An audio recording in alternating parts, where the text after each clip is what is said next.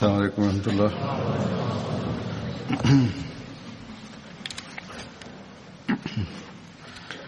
أشهد أن لا إله إلا الله وحده لا شريك له وأشهد أن محمدا عبده ورسوله أما بعد فأعوذ بالله من الشيطان الرجيم بسم الله الرحمن الرحيم الحمد لله رب العالمين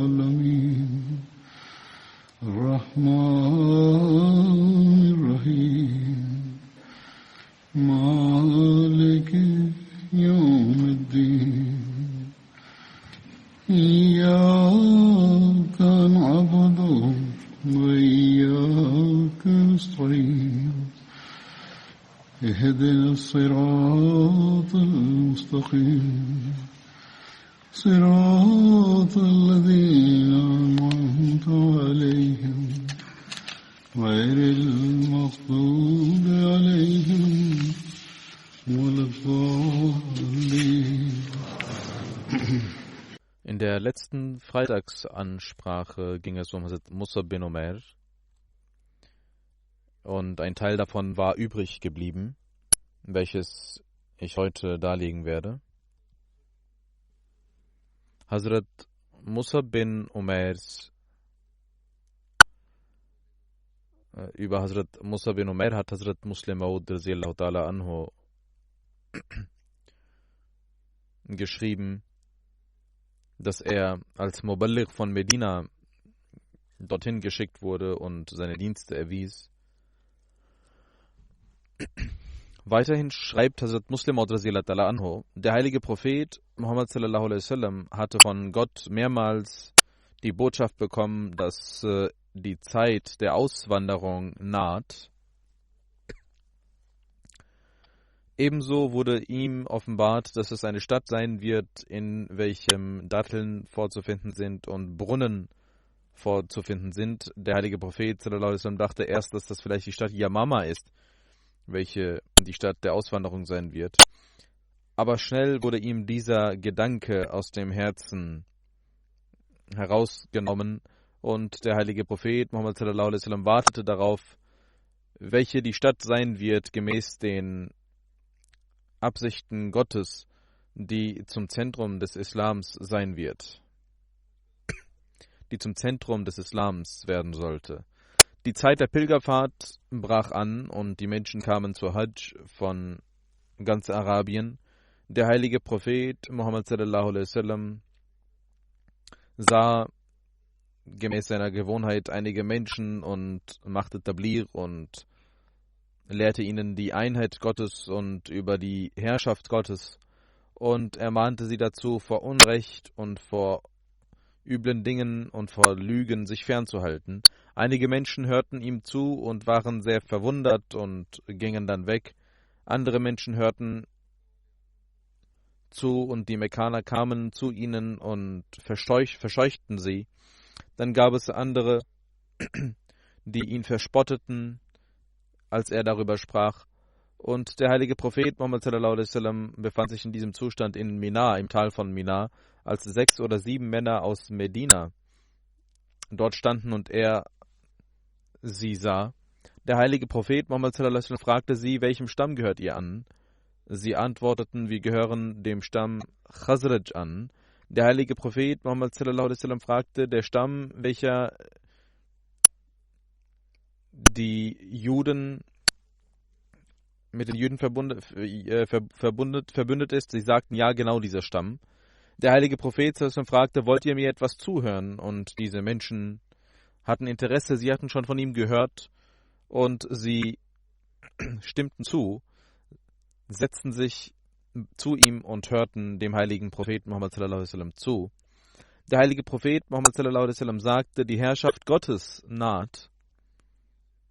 Die Götzen werden von der Welt vertilgt werden, die Gotteseinheit wird in der Welt etabliert werden. Gottesfurcht und Frömmigkeit wird in der Welt vorherrschen. Sind die Medinenser bereit, diese Botschaft anzunehmen und die Menschen diese Gunst Gottes anzunehmen? Die Menschen waren sehr beeindruckt und sagten, wir akzeptieren ihre Lehre, was die Medinenser angeht, ob sie bereit sind, dem Islam Zuflucht zu gewähren. Darüber möchten wir mit unserem Volk sprechen, wenn wir zurück sind, und werden dann im nächsten Jahr unsere Entscheidung ihnen mitteilen. Diese Menschen gingen zurück und erzählten ihren Familien und ihren Verwandten und Angehörigen von der Begegnung mit dem Propheten. Es gab 2 arabische Stämme und 3 jüdische Stämme, Banu Qurayza, Banu Kanka und Banu Nazir, und ebenso Aus und Khazraj von den Arabern. Aus und Khazraj waren verfeindet, Banu Qurayza und Banu Nazir waren mit den Aus und Banu Kanka waren mit den Khazraj verbündet. Nachdem Jahre des Streites vergangen waren, war eine Aufbruchsstimmung in Richtung Versöhnung vorhanden und man beschloss mit gemeinsamer Aussprache, dass Abdullah bin Ubay bin Sulul, welcher der Stammesführer der Khazraj war, als Herrscher von Medina angenommen werden soll. Aufgrund der Verbindungen zu den Juden waren die Aus und Khazraj mit den jüdischen Prophezeiungen vertraut. Als die Juden von ihren Problemen berichteten, sagten sie, dass ein Prophet kommen wird, welcher Mose gleichen wird, und er sollte jetzt kommen. Seine Zeit ist da, und wenn er kommen wird, werden wir, die Juden, wieder in der Welt vorherrschen. Die Feinde der Juden werden vernichtet werden. Als die Hajis von dem heiligen Propheten Muhammad sallallahu alaihi wasallam hörten und seine Wahrheit in ihren Herzen Einzug fand, dachten sie, dass das doch der Prophet sein muss, über den die Juden sprechen. Viele Jugendliche waren beeindruckt von dem heiligen Propheten Muhammad sallallahu alaihi wasallam und von der Wahrheit seiner Lehre, und gemäß den Prophezeiungen, die sie von den Juden gehört hatten, dachten sie, dass dies der Prophet sein muss, und diese Prophezeiungen erwiesen sich als hilfreich für sie. Im nächsten Jahr kamen wieder Menschen aus Medina nach Mekka, um die Hajj zu vollziehen, und 12 Männer von Medina nahmen sich vor, dem Glauben des heiligen Propheten zuzugehören und anzuschließen, 2 aus und 10 aus Khazraj.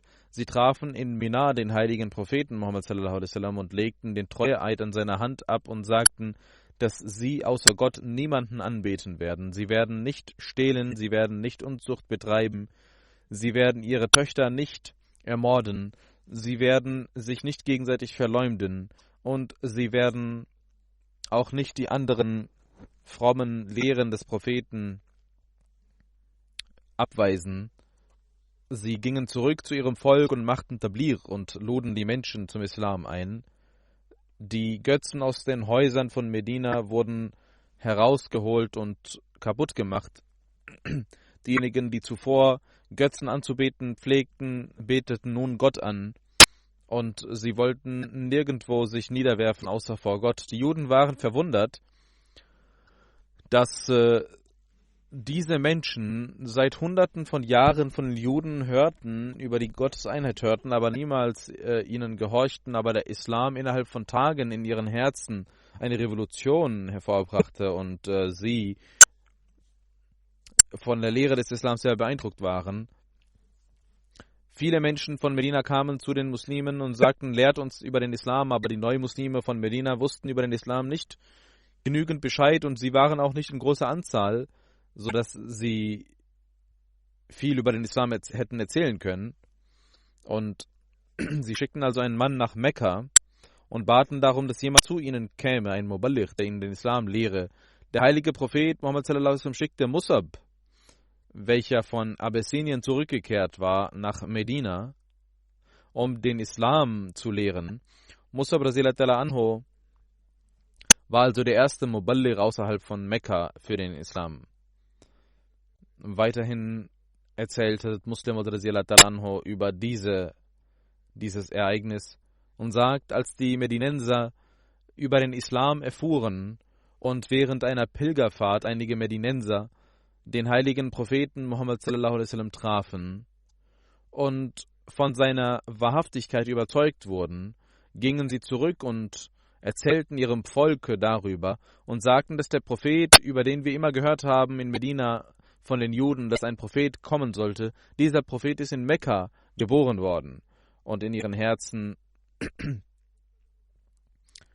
entstand eine Zuneigung zum heiligen Propheten Muhammad sallallahu alaihi wasallam.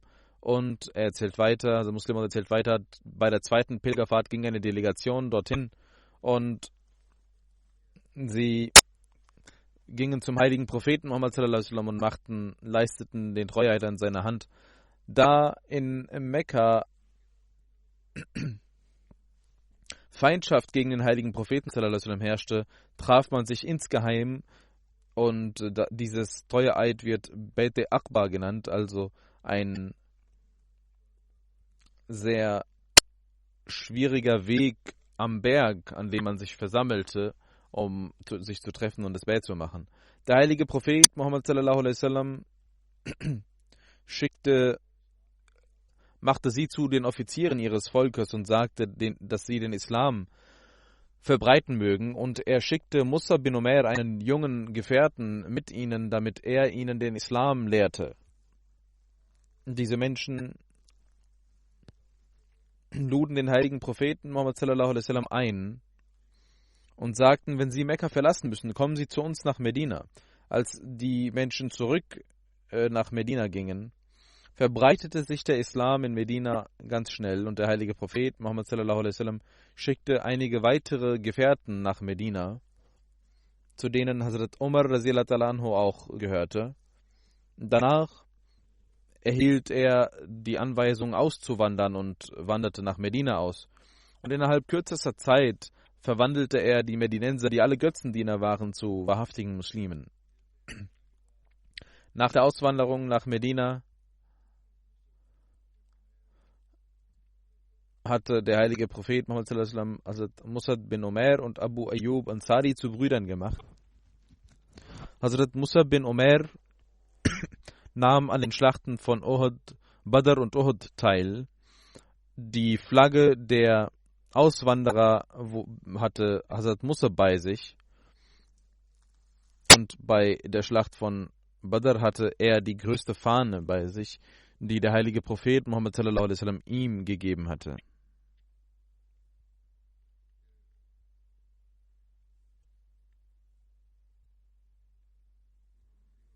Gemäß einer anderen Überlieferung heißt es, die Hazrat Mirza Bashir Ahmad Sahib in Sirat Khatam an-Nabiyyin aufgeschrieben hat.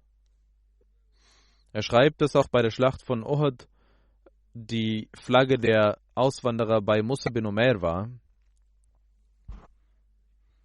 Der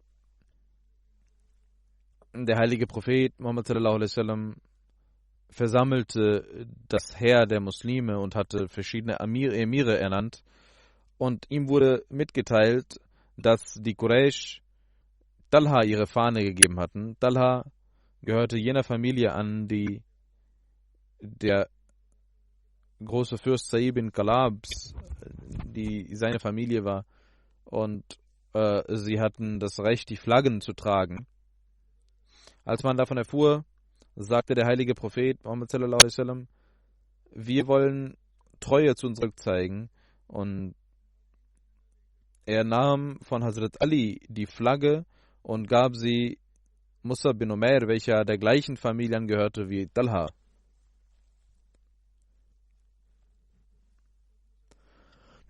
Hazrat Musa bin Umair verstarb den Märtyrertod in der Schlacht von Uhud. Am Tag von Uhud war Musa bin Umair dabei, vor dem heiligen Propheten sallallahu alaihi wasallam zu kämpfen, und verstarb während dieser Schlacht. Qamira ermordete ihn. Er verstarb den Märtyrertod.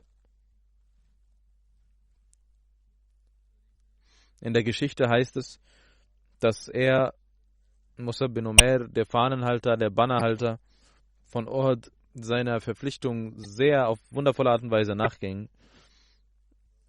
Er nahm die Flagge als Ibn Qima, der beritten war, ihn angriff und Hazrat Musab radhiyallahu anhus rechten Arm angriff und abschnitt, und in diesem Arm, in dieser Hand hielt er die Flagge des Islams. Hazrat Musab antwortete mit einer Rezitation und sagte: Ma Muhammadun illa Rasul, qad khalat min qablihi Rasul. Und er nahm die Flagge in die linke Hand, aber Ibn Qaniyah schnitt ihm den linken Arm ab mit seinem Schwert, und er nahm die Flagge an seine Brust. Dann ein drittes Mal griff er ihn mit einem Speer an, und er griff seine Brust an, worauf Hazrat Musab herunterfiel, und zwei Männer von Abu Dar kamen herbeigeeilt. Abu Rum bin Umair nahm die Flagge an sich, bis die Muslime zurückgingen und in Medina eintraten. Während des Märtyrertodes, während seiner Shahadat, war Hazrat Musab 40 Jahre alt oder etwas mehr. Über dieses Ereignis schreibt Hazrat Mirza Bashir mit Sahib in Sirat Khatam al-Nabiyyin: Das Heer der Quraysh hatte von allen 4 Seiten die Muslime umzingelt und sie angegriffen, und die Muslime hätten sich retten können, aber Abdullah bin Qamiyah, ein starker Fürst der Quraysh, hatte Musab bin Umair angegriffen, dem Bannhalter der Muslime, und schnitt ihm die rechte Hand, den rechten Arm ab. Musab nahm die Flagge in die linke Hand, worauf Ibn Qamiyah wieder ihn angriff und seine zweite Hand ebenso wegschnitt. Musab nahm seine noch vorhandenen Überreste der Arme und nahm die Flagge an seine Brust, und Ibn Qamiyah griff ihn zum 3. Mal an, und diesmal verstarb er als Shahid. Ein zweiter Muslim nahm sofort die Flagge, aber Musab dachte, Ibn Qaniyah dachte, dass er Muhammad sallallahu alaihi wasallam getötet hätte, weil er ihm glich. Oder vielleicht tat er diese Nachricht kund aufgrund eines üblen Gedankens. Jedenfalls machte er viel Lärm, dass ich Muhammad sallallahu alaihi wasallam getötet hätte. Und die Muslime verloren die Nerven. Ihre Einheit war nicht mehr vorhanden. Das war auch ein großer Grund, warum man in der Schlacht von Uhud so viel an Eifer verloren hatte und so viele Verluste erlitten hatte, aber später dann wieder zusammenkam. Als der heilige Prophet Muhammad sallallahu alaihi wasallam zum Leichnam von Hazrat Musab kam, lag er auf seinem Gesicht. Der heilige Prophet Muhammad sallallahu alaihi wasallam ging zu ihm und rezitierte den Vers: Minal mu'minina rijalun sadaqu ma'ahadu ma'ahadullah alayhi wa minhum man qada nahbahu wa minhum man yantazir wa ma baddalu tabdila. Er rezitiert also diesen Vers, das heißt, dieser bedeutet, es gibt unter den Gläubigen solche Männer, die ihr Versprechen erfüllt haben, das sie Gott gegenüber geleistet haben. Es gibt unter ihnen jene, die ihr Versprechen schon erfüllt haben, und es gibt welche, die noch darauf warten, ihr Versprechen zu erfüllen. Und sie werden niemals ihren Glauben und ihre Art und Weise ändern. Dann sagte der heilige Prophet Muhammad sallallahu alaihi wasallam folgende Worte: Der Prophet Gottes schwört, ihr werdet die Schuhada, die Märtyrer vor den Augen Gottes am Tag des jüngsten Gerichts sein. Dann sprach er die Gefährten an und sagte: Schaut ihn an und grüßt ihn mit dem Salam. Ich schwöre bei dem Wesen, welches mein Leben besitzt, bis zum Tage des jüngsten Gerichts, wer immer ihn mit dem Salam grüßt, werden die Engel ihn seinen Gruß erwidern. Sein Bruder Abu Rum bin Umair, also Zuhaib bin Saad und Amir bin Rabia begruben Hazrat Musab radhiyallahu anhu.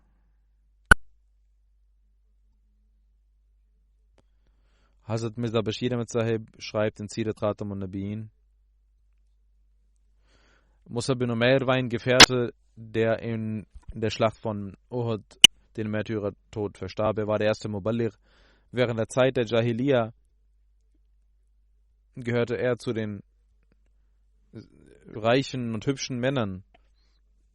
Und als er zum Islam überging, veränderte sich sein Zustand sehr. Es heißt, dass der heilige Prophet Muhammad sallallahu alaihi wasallam einmal sah, dass sein Körper voller Wunden war, und er machte ihn auf seine erste Zeit, als es ihm gut ging, aufmerksam und weinte dabei. Uhud, als er bei der Schlacht von Uhud verstarb, hat er nicht mal ein Tuch gehabt, welches seinen ganzen Körper bedecken konnte. Wenn man das Tuch auf die Füße tat, dann wurde sein Kopf frei, und wenn man den Kopf bedeckte, wurden die Füße frei. Und der heilige Prophet Muhammad sallallahu alaihi wasallam wies an, dass man seinen Kopf bedecken soll und seine Füße mit Gras bedecken soll. In Sahih Bukhari heißt es, Abdurrahman bin Auf anhu, wurde Essen serviert beim Aftar, er war am Fasten, und er sagte, Musab bin Umair verstarb den Märtyrertod, und er war besser als ich. Er wurde in einem Tuch begraben. Wenn man seinen Kopf bedeckte, wurden seine Füße frei, und wenn man seine Füße bedeckte, wurde sein Kopf frei. Der Überlieferer sagt, ich glaube, dass er auch sagte, dass als Hamza den Märtyrertod verstarb, war er auch besser als ich. Und dann sagte er, wir haben den weltlichen Überfluss gesehen, wir haben Reichtum gesehen, wir haben die Welt bekommen. Und wir fürchten, sagte er, dass wir nicht einfach nur den Lohn für unsere guten Taten bekommen haben. Und er fing an zu weinen und wollte nicht mehr essen. Das war das Maß an Gottesfurcht und die Hoffnung auf das Jenseits, weswegen er emotional wurde. Dass wir so viel Reichtum erlangt haben, so viel Überfluss erhalten haben, nicht, dass Gott uns hier schon den Lohn gewährt hat und wir im Jenseits nichts bekommen werden.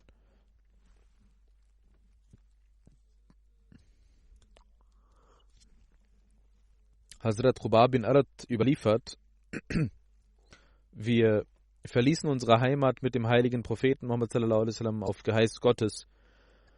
Unser Lohn liegt bei Gott. Es gibt welche unter uns, die verstarben und die nichts zu essen bekamen, und Musab bin Umair gehört zu ihnen. Und unter uns gibt es solche, die die Früchte geerntet haben und von den Früchten essen. Hazrat Musab radhiyallahu anhu verstarb am Tag von Uhud, und wir haben nur ein Tuch gehabt, welches ihm nicht passte. Wenn man seinen Kopf bedeckte, wurden seine Füße frei, und wenn man seine Füße bedeckte, wurde sein Kopf frei. Und der heilige Prophet sallallahu alaihi wasallam wies uns an, seinen Kopf zu bedecken und seine Füße mit Gras zu bedecken. Gemäß einer Überlieferung von Tirmizi heißt es, Hazrat Ali bin Abu Talib überliefert, dass der heilige Prophet Muhammad sallallahu alaihi wasallam sagte, jedem Propheten hat Allah 7 Najib, 7 Fürsten gewährt, und ich habe 14 bekommen. Und wir fragten, welche sind das? Er sagte, Jafar und Hamza, meine beiden Enkel, Abu Bakr, Umar, Musab bin Umair, Bilal, Salman, Bigdad, Abu Zar, Ammar und Abdullah bin Masud. Hazrat Amir bin Rabia überliefert, dass sein Vater zu sagen pflegte, als Musab bin Umair den Islam annahm, bis zum Märtyrertod bei Uhud war er mein Freund, und er ging mit uns nach Abessinien. Zweimal ging er mit uns nach Abessinien. Ich habe niemals einen solchen Menschen gesehen, der noch größere, bessere Werte und Charaktereigenschaften besaß als er und sich nie stritt.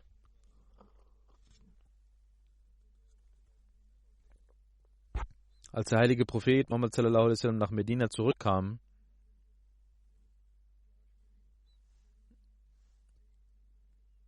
traf er die Frau von Abdullah bin Jash, und man erzählte, dass er verstorben war, und er sagte, Inna lillahi wa inna ilaihi raji'un, und betete für seine Vergebung. Dann sagten die Menschen, dass sein Onkel Hamza gestorben war, Und er sagte, Inna lillahi wa inna ilaihi raji'un.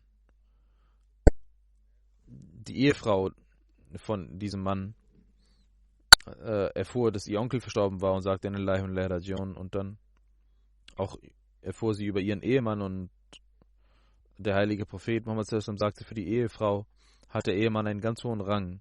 In einer anderen Überlieferung heißt es, dass Hamna bint Jash, diese Frau,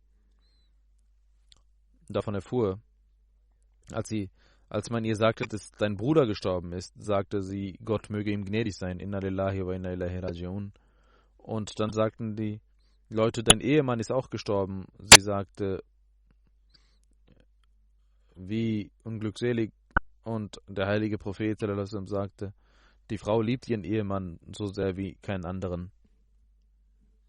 In einer Khutbah hatte Hazrat Khalif Masih Rabi rahmatullah auch über dieses Ereignis erzählt,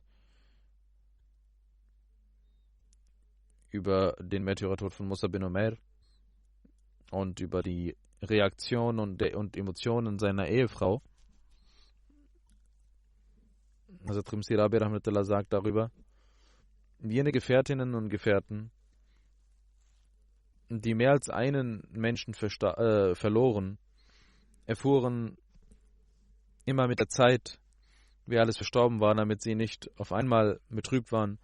Und als Hazrat Abdullahs Schwester Hamna bint Jash beim heiligen Propheten sallallahu alaihi wasallam kam, sagte er zu ihr, O Hamna, du sollst geduldig sein und auf Gott hoffen. Sie fragte, O Prophet Allahs, warum soll ich den Lohn erwarten? Er sagte, dein Onkel Hamza ist verstorben. Und sie sagte, Inna lillahi wa inna ilaihi raji'un. Ghafara lahu wa rahimahu. Haniyan lahu shahada. Dann sagte der heilige Prophet Muhammad sallallahu alaihi wasallam, O Hamna, du sollst geduldig sein und den Lohn Gottes erwarten. Sie fragte, weshalb, O Prophet Allahs? Er antwortete, dein Bruder Abdullah ist verstorben. Und sie sagte, Hamna sagte, Inna lillahi wa inna ilaihi raji'un. Möge Gott ihm vergeben und ihm gnädig sein, der Märtyrer. Dann sagte der heilige Prophet sallallahu alaihi wasallam, O Hamna, sei geduldig und erwarte den Lohn von Gott. Sie fragte, O Prophet Allahs, wofür? Er sagte, Musa bin Umair.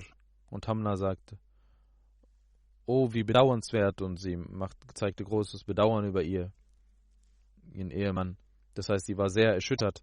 Und der heilige Prophet sallallahu alaihi wasallam sagte, die Ehefrau liebt ihren Ehemann am meisten. Und dann fragte er, warum hast du dies so gesagt? Und sie sagte, O Prophet Allahs, ich dachte über die Kinder, über die Waisenkinder, wie sie leben werden. Und deswegen kamen diese Worte, oh, wie bedauernswert, aus meinen Lippen. Und der heilige Prophet Muhammad sallallahu alaihi wasallam betete für die Kinder von Musa bin Umair und sagte, O Allah, du Beschützer, du Heiliger, sei gnädig ihnen gegenüber. Und Allah erfüllte dieses Gebet des heiligen Propheten sallallahu alaihi wasallam. Und somit endet das Ereignis von Hazrat Musab. Inshallah wird das nächste Mal über den nächsten Gefährten berichtet. Nun möchte ich zwei Sachen über den Coronavirus sagen. Ich möchte die Mitglieder der Jamaat aufmerksam machen. Die verschiedenen Regierungen und Behörden haben bekannt gegeben, verschiedene Vorsichtsmaßnahmen haben sie ergriffen und wir sollten diese Maßnahmen ergreifen. Es gibt auch homöopathische Mittel, welche ich schon lange mit Ärzten besprochen hatte, als Vorsichtsmaßnahme und auch als Rezept. Das ist eines der Mittel. Das ist nicht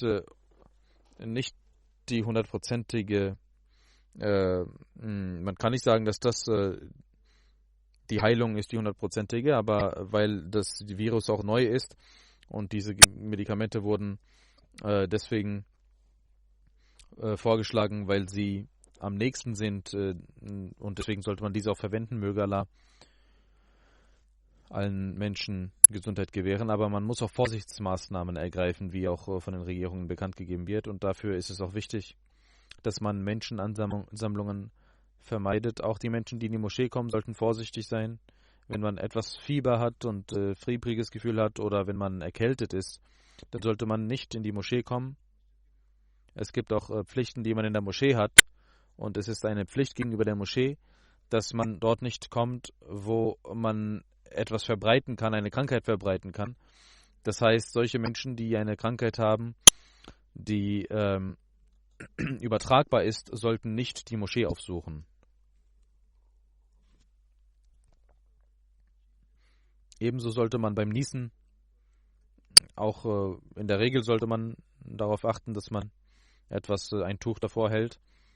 Aber vor allem auch jetzt in den Tagen, es gibt auch einige Betende, die sagen, dass einige Menschen niesen und nichts vor ihrem Mund legen und dann so laut niesen und dann auch ihre Umgebung damit beeinträchtigen. Auch die Betenden haben ein Recht darauf und deswegen sollte man darauf achten. Und vor allem heutzutage sollte man darauf achten.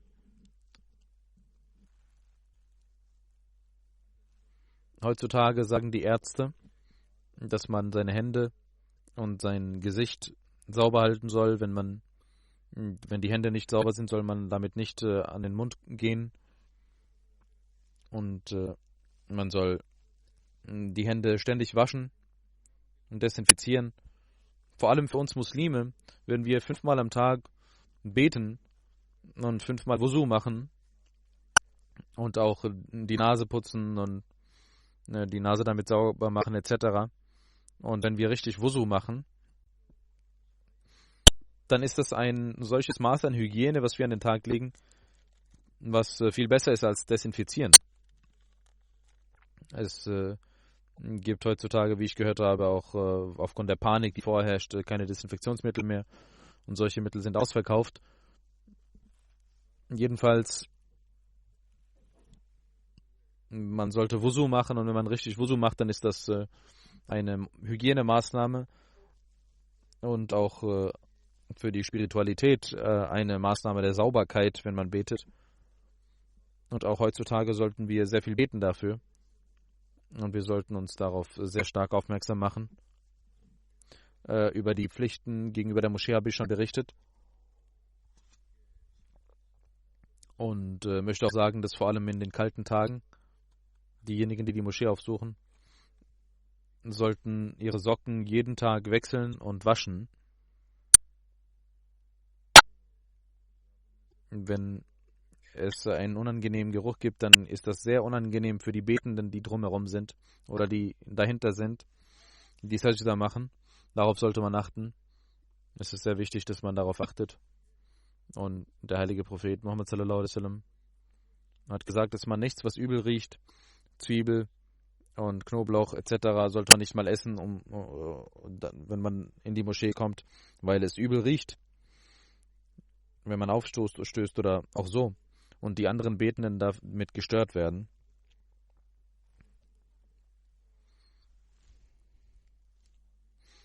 Für die Betenden und für die Moschee ist das eine sehr üble Sache.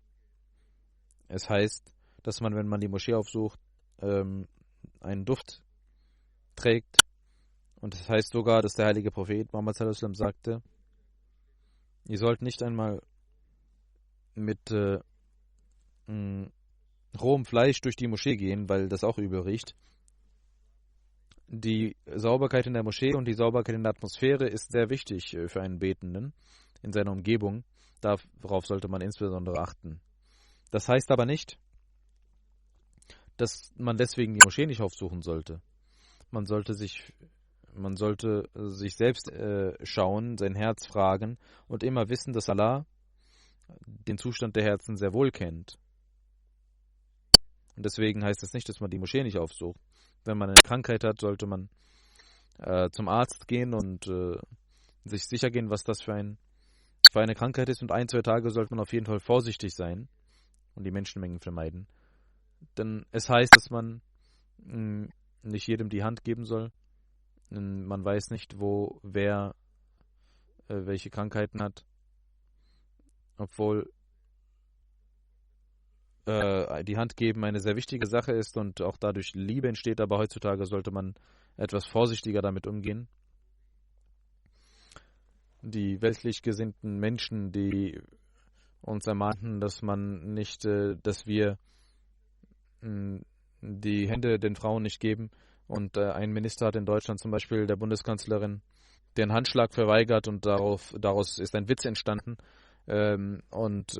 Auch in diesem Land hat ein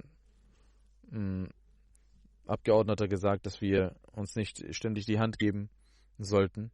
Unsere Traditionen sind, dass wir nicht immer die Hand gaben, sondern dass wir zum Hut griffen. Und er sagte, dass wir den Frauen die Hand geben, oder vielmehr sogar küssen. Und wir wissen nicht einmal, ob die Frau das möchte oder nicht. Und das sind Traditionen, die wir erschaffen haben, sagt dieser Mensch. Sie sind nicht bereit, Gottes Worte anzuerkennen, aber diese Krankheit hat sie zumindest darauf aufmerksam gemacht, mögen sie auch Gott erkennen. Sie wollten die Gebote Gottes nicht annehmen und als wir voller Liebe ihnen sagten, dass wir so nicht den Frauen die Hand geben, waren sie immer sehr erbost. Aber heutzutage sehen wir, dass auch in den Behörden und auch in verschiedenen anderen öffentlichen Orten voller Übel auch den Handschlag verweigern. Sie sind dabei sehr hart und auch nicht sehr, sehr lieb. Wir sind ja, was das angeht, extrem sanft. Und sie verlieren sogar die Charaktereigenschaften. Dieses Virus hat sie etwas reformiert, möge dieser Virus sie in der Tat zu Gott führen. Allah weiß besser, ob dieser Virus Verbreitung finden wird oder nicht, wie weit er gehen wird, was die Vorherbestimmung Gottes ist. Wenn dieser Virus und diese Krankheit ein Ausdruck des Zornes Gottes ist, und wir sehen, es gibt verschiedene Erdbeben, verschiedene Naturkatastrophen, die nach der Ankunft des verheißenen Messias al-Islam verstärkt gekommen sind, wenn dies der Fall ist, dass das ein Ausdruck des Zornes Gottes ist, dann haben die Menschen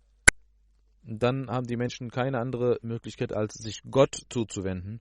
Und jeder Ahmadi sollte in diesen Tagen insbesondere sich um seine Gebete kümmern und seine Spiritualität verbessern. Und auch für die Welt beten, möge Allah ihnen Rechtleitung gewähren. Möge Allah der Welt die Möglichkeit geben, dass sie, statt in Weltlichkeit niederzugehen und Gott vergessen, dass sie ihren Schöpfer erkennen, ihren Gott erkennen. Danach möchte ich auch über einige Verstorbene berichten und werde das Janaza Raib verrichten. Das erste Janaza ist von Azizam Tanzil Ahmed Bhatt, der Sohn von Akil Ahmed Bhatt. Er ist ein Kind gewesen, im Alter von 11 Jahren ist er verstorben, am 27. Februar 2020. In meinen Augen ist es ein Märtyrertod, Tanzil Ahmed Bhatt.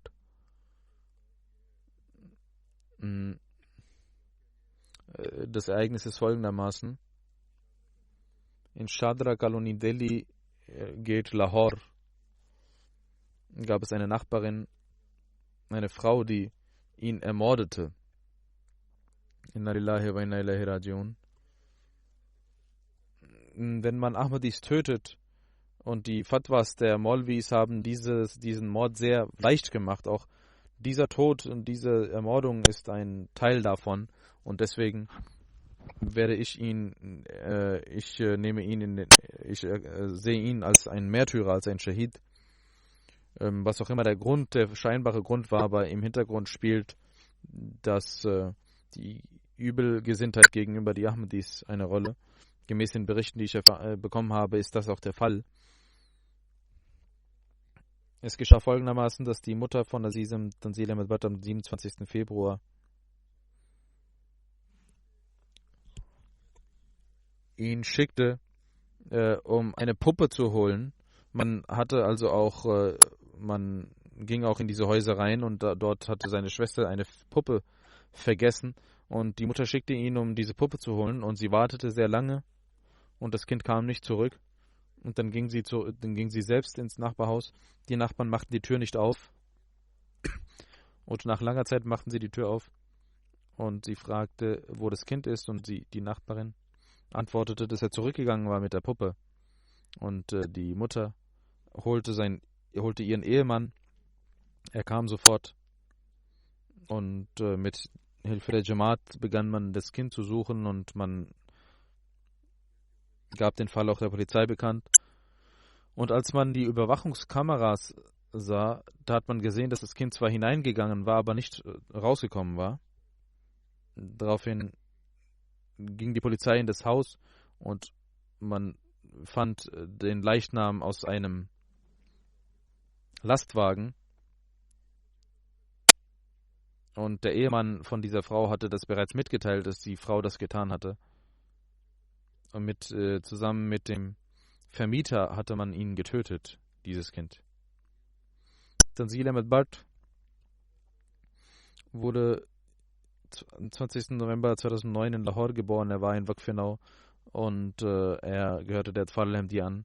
In den Programmen der Jamaat nahm er mit vollem Eifer teil. Er gehörte zu den intelligenten Schülern seiner Klasse. Er war Schüler der 4. Klasse. Und nach seinem Tode, als sein Zeugnis kam, hatte er 729 von 750 Punkten bekommen und er war Erster in der Klasse. Seine Mutter sagte, dass Tanzil das gehorsamste Kind war und immer mich fragte, wenn er irgendetwas tun wollte. Wenn ein Amtsinhaber oder ein Nachbar ihm eine Aufgabe gab, machte er dies sofort. Selbst die Nachbarin, die ihn tötete, gab ihm verschiedene Aufgaben und er gehorchte ihr immer und machte immer, was sie sagte. Die Lehrer und die Amtsinhaber waren sehr zufrieden mit ihm und mochten ihn sehr. Er schaute MTA, vor allem die Programme der Kinder. Er betete immer in der Moschee. Als sein Vater manchmal erschöpft zurückkam und die Moschee nicht aufsuchte, sagte er seinem Vater, dass er die Moschee aufsuchen soll.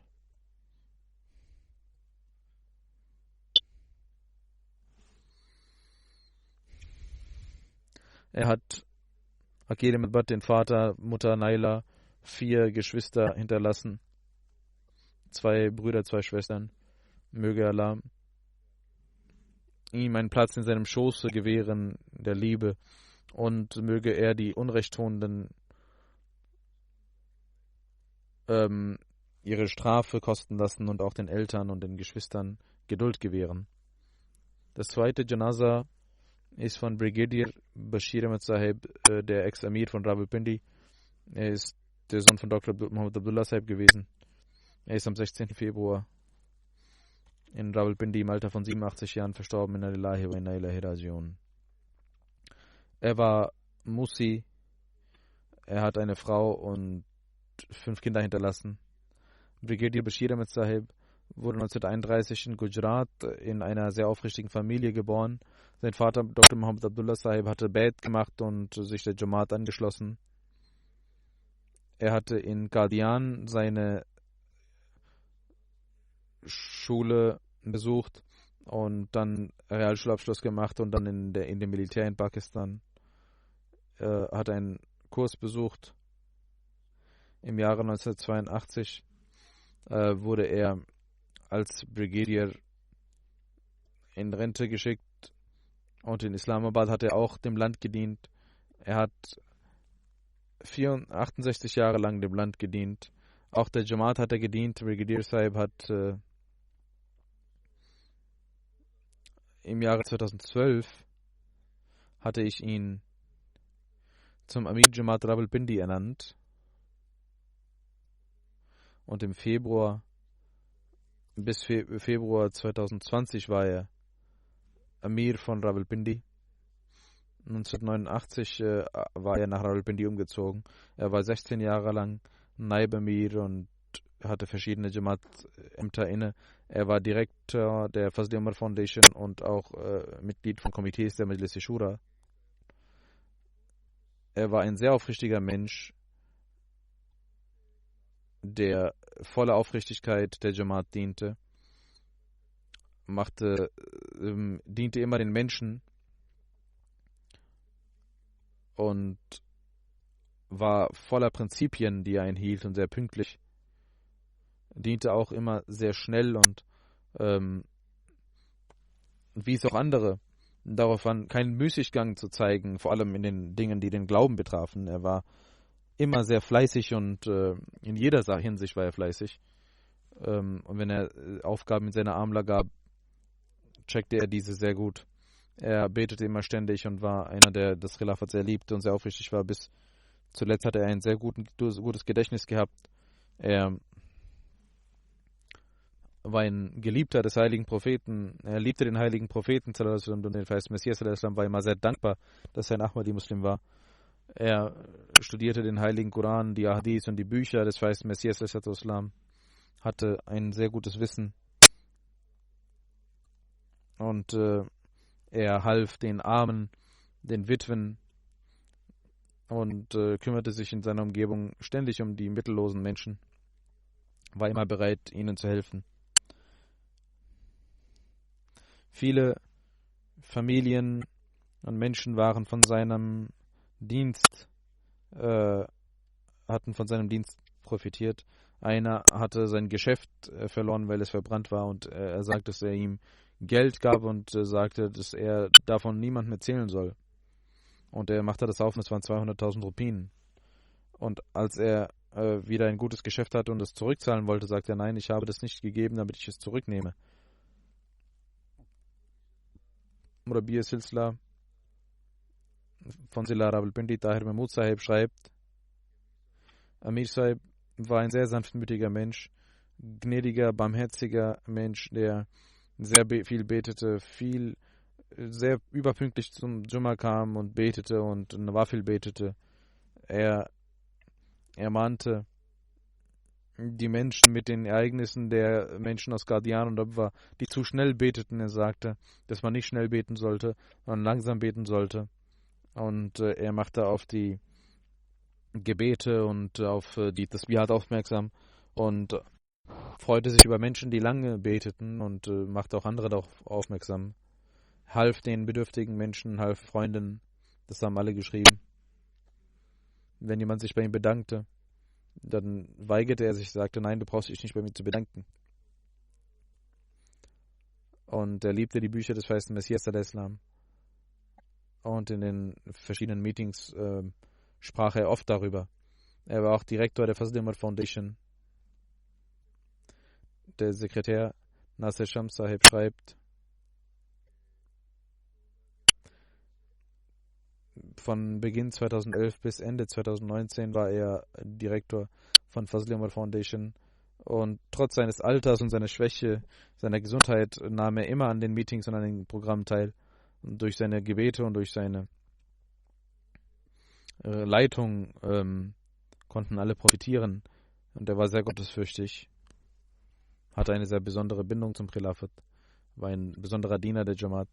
Eine Besonderheit, die er besaß, er schreibt, ich habe selbst das gesehen, dass sein Gottesdienst und seine Bindung zu Allah sehr stark war.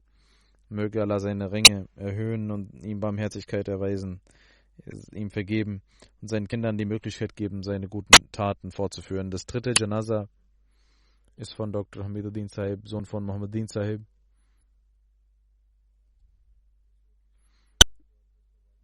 Er war in einem Dorf bei Faisalabad gelebt. Er ist am 29. Februar 2020 verstorben in der Rajion. Sein Vater Muhammaduddin Sahib nahm die Ahmadiyyat an und sein Großvater Muhammad Fateh Sahib nahmen die Jamaat an in Gurdaspur. Gemeinsam und zusammen nahmen sie die Ahmadiyyat an. Hazrat Rihim Sisani, das war die Ära des zweiten Kalifen, Hazrat Rihim Sisani, er wurde in Qadian geboren. Seine Mutter, die hatte einen Onkel, der Muhammad Ibrahim Qadiani war, Gefährte des verheißten Messias al-Islam.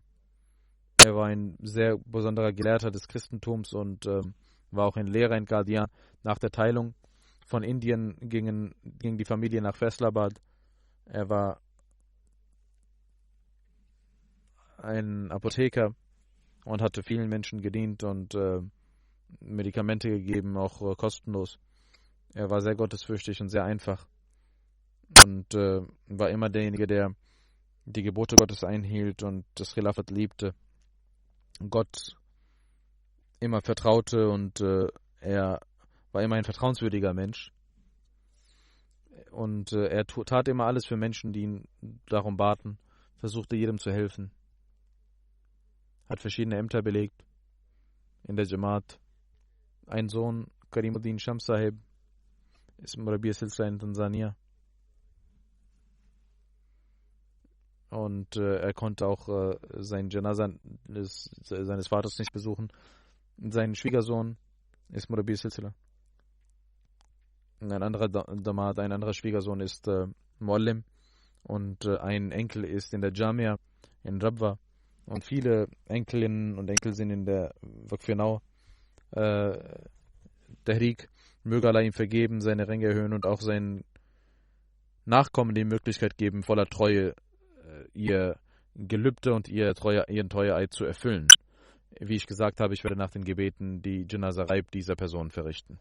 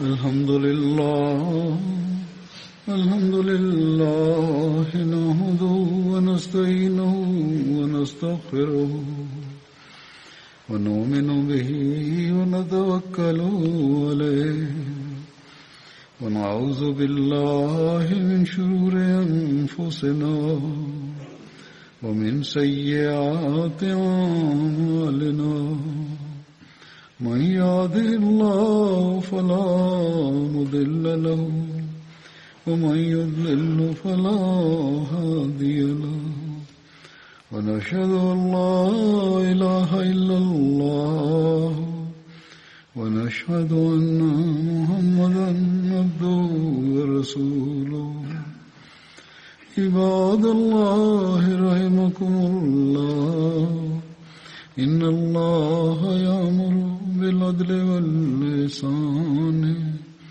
وإيتاء ذي القربى وينهى عن الفحشاء والمنكر والبغي يعظكم لعلكم تذكرون اذكروا الله يذكركم وادعوه يستجب لكم ولذكر الله